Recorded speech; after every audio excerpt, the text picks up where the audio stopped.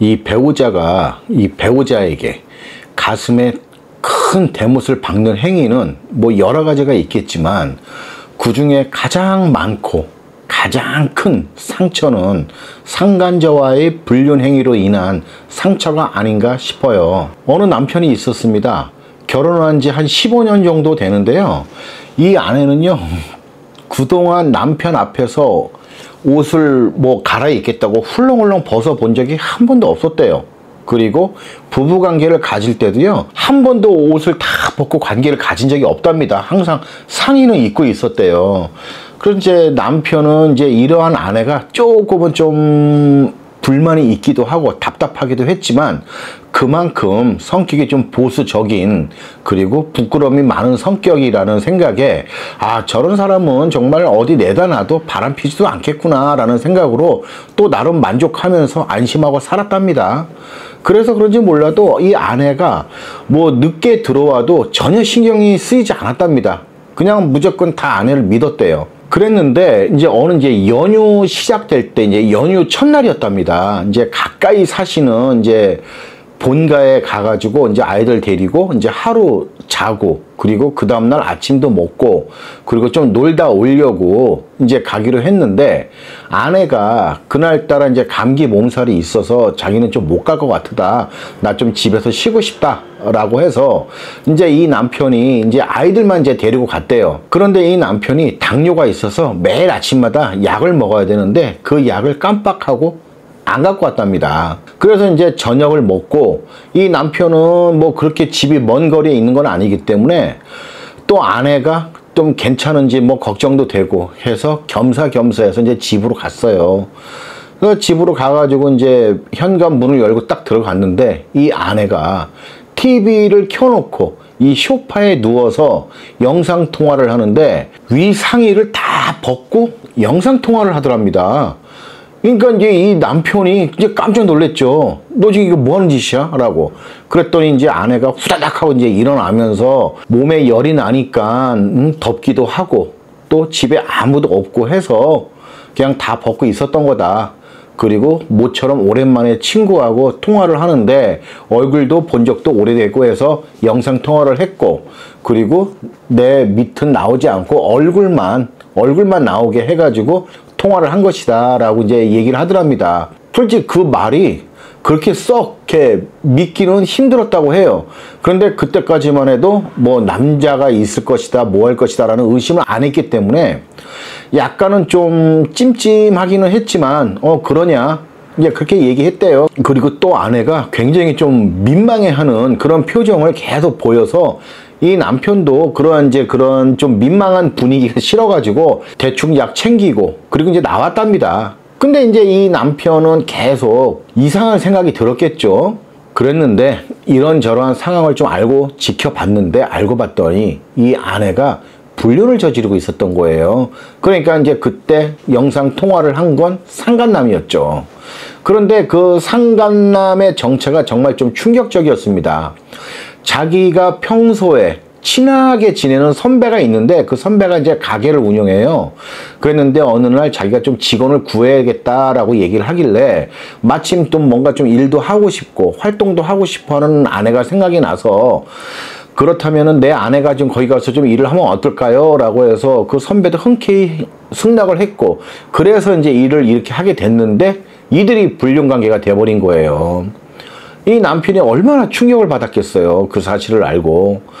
그랬는데 이 아내가 처음에는 미안하다 이제 이렇게 하고 사과를 좀 하는 것 같더니 자기 여기서 불편해서 못 살겠다라고 하면서 집을 나가더랍니다.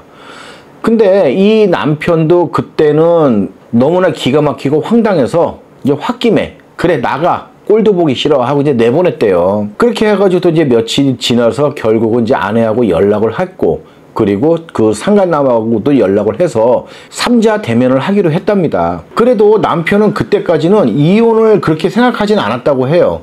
그래도 아내가 잘못했다라고 용서 빌고 하면 힘들겠지만 어떻게든 한번 참아보려고 했는데 그날 또 남편은 또 한번 정신적인 충격을 받은 거예요. 이 삼자 대면을 할 때. 아내가 당연히 자기 옆자리에 앉을 거라고 생각을 했는데 이 아내는 상간나 옆자리에 딱 앉아서 자기를 마주보고 이야기를 했다고 해요. 이 모습에 이것도 굉장히 좀 충격적이었죠. 그랬는데 아내는 이혼을 하자라고 얘기했고 그 상간남 또한 정말 뻔뻔하게 아내를 좀 놔달라 이렇게 얘기를 하더랍니다.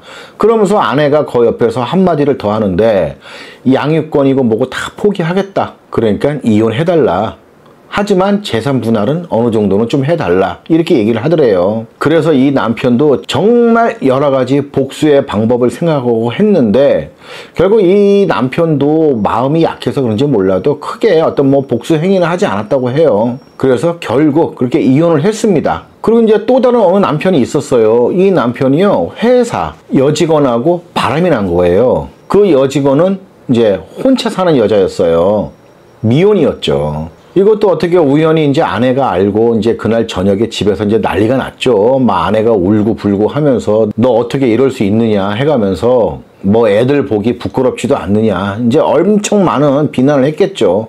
근데 남편은 그때 딱 미안해 하고 몇 번 하고 아무 말도 안 하더랍니다. 그리고 그날 저녁에는 이제 작은 방에서 자더래요. 그리고 이제 아침에 딱 출근을 하면서 남편이 그런 얘기를 했대요. 이렇게 해가지고 이제 더는 못 사니까 우리 이혼하자. 이러면서 이제 출근을 하더랍니다. 하지만 아내는 이제 이혼에 대한 생각은 없었어요. 물론 그 고통이 엄청나겠지만 그래도 아이들 때문이라도 내가 참고 살아야 되고 그리고 또 한편으로는 그럼에도 불구하고 남편에 대한 애정은 어느 정도 있기 때문에 이혼은 할 수 없다고 생각을 했습니다. 그래서 이렇게 몇 날 며칠 쭉 보내다가 어느 날 남편이 자기가 나가서 살겠다는 거예요. 도저히 한 집에서는 살고 싶지 않다. 나 이제 너하고는 이제 살고 싶지 않다라고 오히려 이제 남편이 아내한테 뻔뻔하게 이렇게 얘기를 하더랍니다. 그러면서 하는 말이 너 혹시 회사에 와가지고 난동을 피거나 하면 그땐 나도 그 여자도 다 직장 때려치고 그만둘 거고 그때부터 생활비고 애들 양육비고 일체 없어지는 거니까 너 그거 알아서 해. 이러면서 협박을 하더랍니다. 이 아내는 그 말에 좀 기가 막히기는 했지만 또 그 말에 또 어느 정도 좀 겁을 먹었다고 해요. 당장 이제 생계가 중요하니까. 그리고 그렇게 집을 나간 남편은 한 달에 한 번 정도 집에 온대요.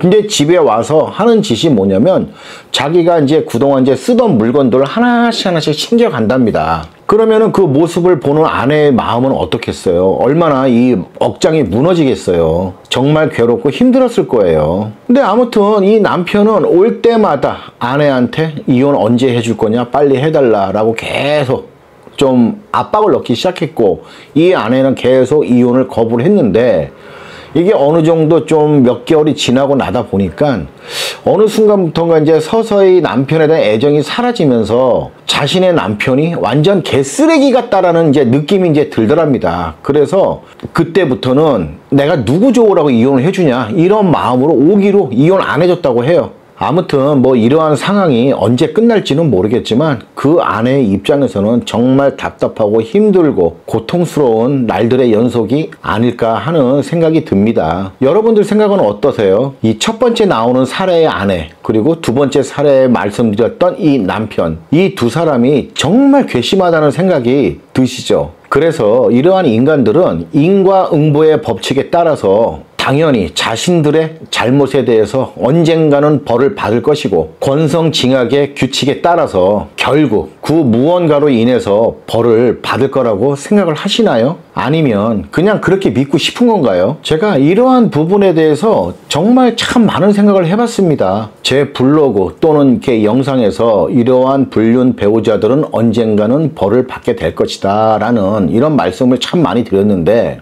이는 어디까지나 그 수많은 불륜을 저지른 그러한 배우자들의 일부 이야기일 뿐이지 불륜 배우자들 전체의 이야기는 아니거든요. 사실 불륜 배우자들 중에서는요 자신의 배우자와 살 때보다 상간자하고 살 때 더 숭숭장구하며 잘 살아가는 그런 불륜 배우자들도 있는 건 사실이에요. 하지만 반면에 정말 안 좋은 결과를 맞이한 불륜 배우자들도 굉장히 많습니다. 어느 아내는 책임질 테니까 나만 믿어라 라는 상간남의 말만 믿고 이 불륜 사실이 걸리고 난 이후에 남편에게 정말 뻔뻔하게 당당하게 행동을 하면서 짐까지 딱 싸가지고 나왔더니 막상 상간남이 막 욕지거리를 하면서 꺼져라 재수없다 이 난리를 치니까 이 아내가 갈 곳이 없어진 거예요.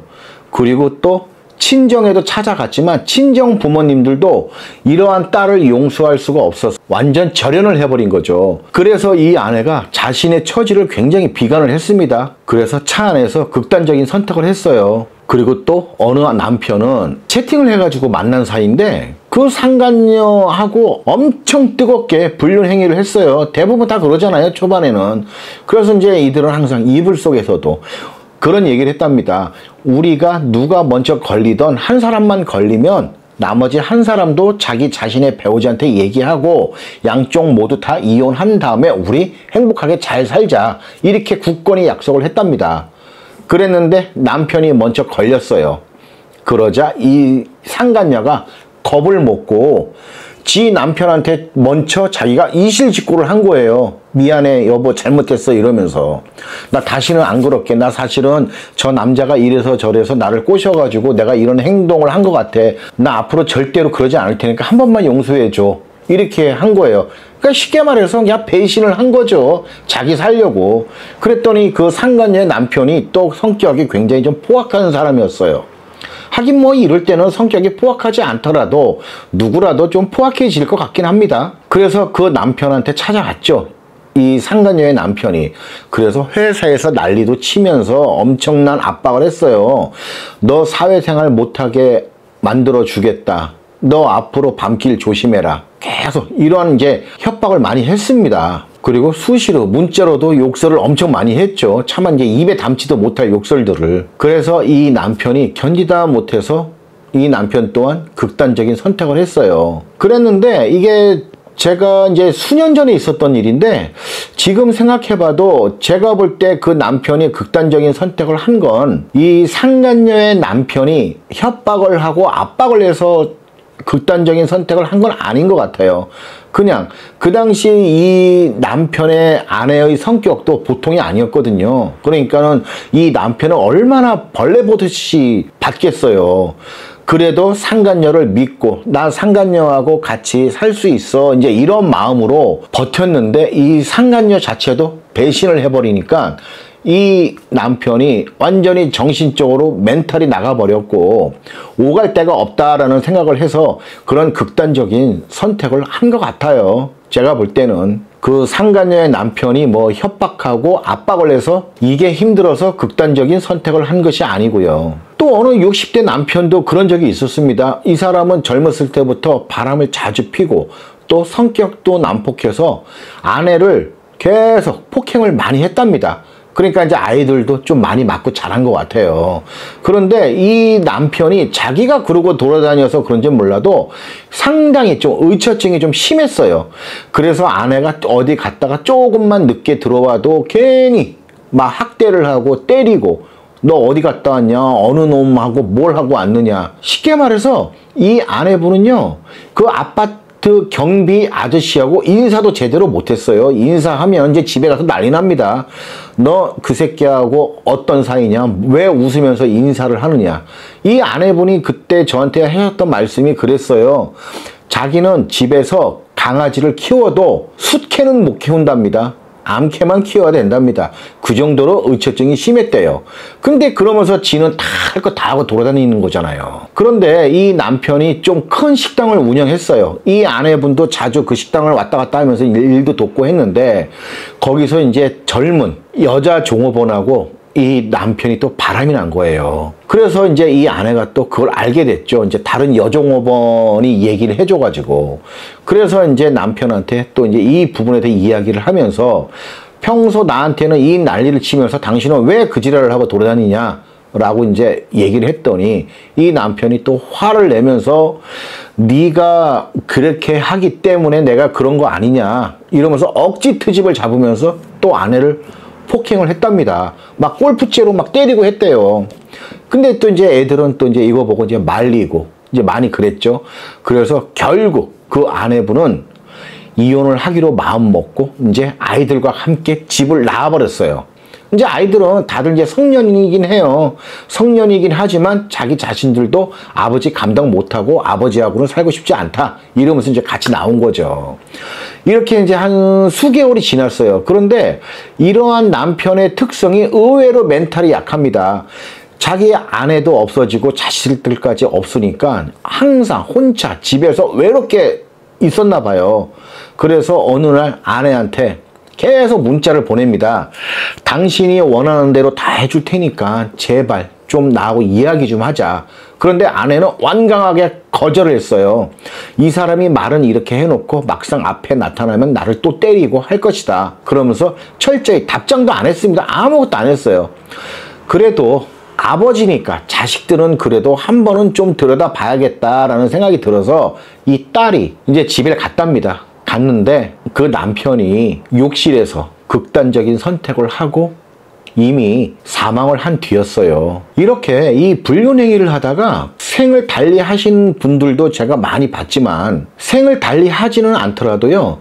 정말 고통스럽게 뼈저리게 자기의 불륜행위를 후회할 정도의 일을 겪는 분들도 제가 많이 봤어요. 그리고 가장 많은 유형인데 서서히 자기 자신도 모르게 서서히 이 생활의 질이 낮아지는 불륜 배우자들도 굉장히 많았습니다. 이혼을 하고 나서요. 이미 뭐 상간자하고도 다 헤어지고 뭐 주위에 사람들도 떨어지고 나이는 한 살 한 살 먹어가면서 자신의 삶의 질이 계속 떨어져 나가고 있는 거죠. 이러한 분들이 과거에 자기 자신의 불륜 행위에 대해서 굉장히 많은 후회를 하는 경우가 아주 많았어요. 아마 이렇게 해가지고 후회를 하시는 분들이 가장 많은 것 같아요. 이럴 정도로 많은 불륜 배우자들이 벌을 받고 있는 건 사실입니다. 그래서 이 불륜 배우자들은 지금은 자기 자신이 잘 산다 하더라도 안심할 수 없어요. 이 벌이라는 게 언제 어디서 어떻게 찾아올지 모르는 거거든요. 그런데 사실 이들이 이 벌을 받는 이유는요, 불륜을 저질러서 벌을 받는다기보다는 이러한 불륜 따위의 정신이 팔려가지고 자신의 소중한 배우자도 버릴 정도로 어리석고 생각이 짧고 돌발적이고 아둔하고 이 공감 능력, 감정 공유 능력 이러한 것들이 없는 경우가 대부분이라서 이러한 사고방식을 갖고 살아가니까 결국 안 좋은 결과를 맞이하는 게 아닌가 하는 생각도 많이 들어요. 그나마 배우자가 옆에 있어 주었기 때문에 무난하게 살아갈 수 있었던 것이죠. 정말로 이렇게 실질적으로요, 이 불륜을 저지르신 분들하고 이렇게 상담을 하다 보면요, 좀 생각하는 것 자체가 굉장히 좀 무모한 점이 많았어요. 자기 자신들은요, 무조건 잘 될 것이다 이 생각만 해요. 이들한테는 만약에 이러한 것들이 거의 없었어요. 그러니까 결론적으로는 당장 내 눈앞에 나무 한 그루만 보는 거예요. 이 숲 전체를 보는 게 아니고. 그래서 이분들한테는 아무리 충고를 해도요, 제 앞에서는 알겠다, 명심하겠다, 절대로 그러지 않겠다 라고 얘기를 하고요, 뒤에 가서는 하지 말라는 그런 짓만 하고 다닙니다. 괜찮을 줄 알았대요. 그래놓고 일만 크게 만들어서 와요. 그리고 이거 어떻게 하면 되겠냐. 그때 가서 이제 발 동동 구르는 거죠. 그러면서 이제 자신한테 잃을 것들을 하나 둘씩 잃기 시작하는 불륜 배우자들을 정말 많이 봤습니다. 아무리 말리고 얘기를 해줘도 그때는 못 알아듣는 경우가 많더라고요. 그냥 괜찮을 줄 알았대요. 그렇게 해도. 아무튼 이들은 이 도파민에 절여져 가지고 사람 자체가 어리석어져 버린 건지 아니면 원래 그렇게 어리석었는지 그거는 모르겠지만 결론적으로 한창 이 불륜이라는 쾌락에 빠져버리면 이 사람이 판단력이 없어지고 좀 무모해지는 것 같긴 합니다. 그렇다면 이제 이 피해 배우자의 입장에서 한번 이야기를 한번 해볼게요. 현실적으로 언젠가는 너 반드시 벌 받을 것이야. 이러한 생각은 솔직히 좀 추상적입니다. 어찌 보면요, 이는 그냥 피해를 당한 이 피해 배우자들이 명확한 보복 행위를 할 수가 없어서 자신들 스스로 합리화를 시키기 위한 어떤 마음 자세가 아닌가 하는 생각이 들어요. 저희 사무실에서 이제 불륜 배우자하고 상간자를 상대로 이혼 위자료 소송을 할 때 이 피해 배우자분들이 이제 저하고 항상 이제 이런저런 얘기를 많이 하시거든요. 근데 그분들이 저한테 이렇게 물어보세요. 실장님, 저 이길 수 있죠? 하고 물어보세요. 이제 불안하고 초조하니까 돌다리도 두드려 보고 걷는다, 이런 심정으로 이제 물어보시는 거죠. 그리고 또 이분들은 어떠한 마음이냐면, 가뜩이나 뻔뻔한 배우자와 상간자인데 혹시라도 소송에서 지기라도 하면 그때 더 기고만장할 저 인간들을 내가 어떻게 보겠냐, 난 절대로 그 꼴 못 본다, 이러한 마음도 굉장히 크셨어요. 아니 당연히 있으시겠죠. 그래서 저한테 소송에서 저 이길 수 있겠죠? 라고 물어보세요. 그때 저는 그렇게 답을 해요. 이미 자신의 가정이 다 깨진 상황에서 이기고 지고의 문제가 뭐가 그렇게 중요하냐. 그리고 또 물어봐요. 당신이 생각하는 이기는 건 어떻게 해야 이기는 것이냐. 결론적으로 재산 분할도 그 비율에 따라서 나뉘게 되는 것이고, 위자료 받아봤자 뭐 팔자를 고칠 돈을 받는 것도 아닌데 여기서 이기고 지고에 어떠한 그런 큰 문제가 뭐가 있느냐.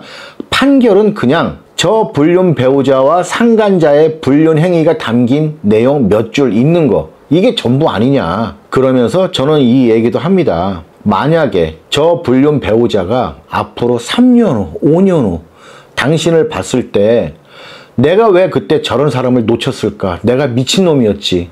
이런 생각을 하고 땅을 치고 후회한다면 그땐 당신이 이긴 것이다. 반대로 아이고 내가 저런 인간하고 헤어지길 잘했구나 라고 생각한다면 그건 당신이 진 것이다. 이렇게 얘기를 합니다. 제가 생각하는 가장 확실하고 강력한 최고의 복수는요, 저 따위 불륜 배우자 신경 쓰지 말고 자신의 행복을 위해서 열심히 살아가는 게 아닌가 하는 생각이 들어요. 그래서 어떻게 해서든 간에 행복해져야만 되는 것이고, 그러한 불륜 배우자한테 처절하게 후회를 하게 만드는 게 자신이 줄 수 있는 최고의 벌이 아닌가 싶습니다. 그런데 우리는 어때요? 대부분이 온 세상이 무너진 것처럼 밥도 못 먹고 잠도 못 자고, 그래서 항상 빼짝 말라가고 얼굴은 푸석푸석해지고, 밤에 잠은 못 자서 술을 마신다든지 수면제를 먹고 억지로 잠을 청하고, 또 그 다음날 아침은 또 힘없이 하루를 시작하고, 그리고 심지어는 이 극단적인 선택을 시도하시는 분들도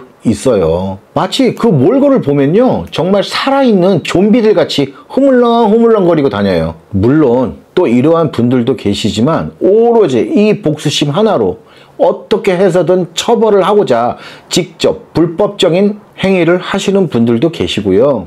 또 마음속으로 엄청 기도를 합니다. 저 새끼 저거 벌 받게 해주세요. 저거 전년 저거 나가서 뒤지게 해주세요.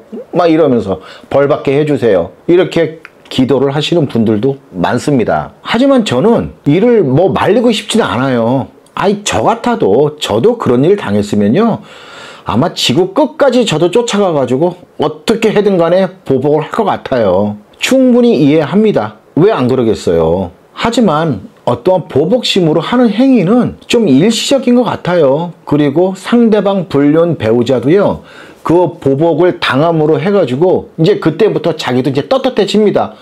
자기 이제 대가 칠 거 다 치렀다 이거겠지. 이제 미안한 마음도 없어져요. 그때는 완전히. 그래서 제가 그동안 이러한 분들을 많이 본 제 결론을 말씀을 드리자면, 정말 그러한 아픔과 고통을 이겨내고 자기 자신의 행복을 위해서 열심히 살아가시는 분들, 이분들이야말로 진정한 승자가 아닌가 하는 생각이 들고요. 이는 제가 그냥 추상적으로 야 뭐 다 그 고통 이겨내고 열심히 살아라 이런 말이 아니라 실제로 이러한 분들이 현실적으로 나중에는 다 행복해지셨어요. 그러니까 이 각자 나름대로의 방법으로 자신의 불륜 배우자 또는 상간자를 상대로 무언가를 한다 하더라도 저는 괜찮습니다. 충분히 이해합니다. 하지만 불법적인 방법까지 하는 건 자기 자신까지 희생을 시키는 거거든요. 그럴 가치가 있나 싶어요. 그러한 인간들한테. 그래서 이 불륜 배우자 또는 상간자한테는 정말 우리 사람이 할 수 있는 합법적인 보복 행위를 하세요. 그리고 그 이상의 범위를 넘어가지는 마세요. 결국 같이 자멸하게 되는 겁니다. 억울하잖아요. 왜 저런 인간 때문에 나까지 안 좋은 결과를 맞이해야 되냐 이거죠. 그래서 결론은 자기 자신이 정말 열심히 살아가고 결국은 행복해지는 게 최고의 복수가 아닌가 합니다. 그리고 어느 정도 많은 시간이 흘렀을 때, 정말 자신이 이제 행복해졌을 때 그 불륜 배우자를 한번 돌아보세요. 정말 그 불륜 배우자 하찮게 보일 겁니다. 내가 저런 인간 때문에 그때 그렇게 내가 죽고 싶을 정도로 힘들었었나? 라는 생각을 하잖아요. 그러면 자기 자신이 좀 창피해질 거예요. 다들 그러셨어요. 우리 의뢰인 분들도 대부분 결국 자기 자신이 열심히 살면서 행복해지는 게 상대방에게 줄 수 있는 최고의 벌이 아닌가 싶고, 그러한 모습을 그 불륜 배우자가 미래에 봤을 때 얼마나 엄청난 후회를 하겠어요. 땅을 치고 후회할 겁니다. 그것이 정말 피해 배우자가 줄 수 있는 최고의 복수가 아닌가 싶어요. 그러니까 벌을 주려고 너무 자기 자신을 희생하지는 마세요. 그럴 가치가 없습니다. 자신을 위해서 열심히 살고 행복하기에도 너무나 짧은 우리 인생입니다. 자기 자신을 많이 사랑하세요. 끝.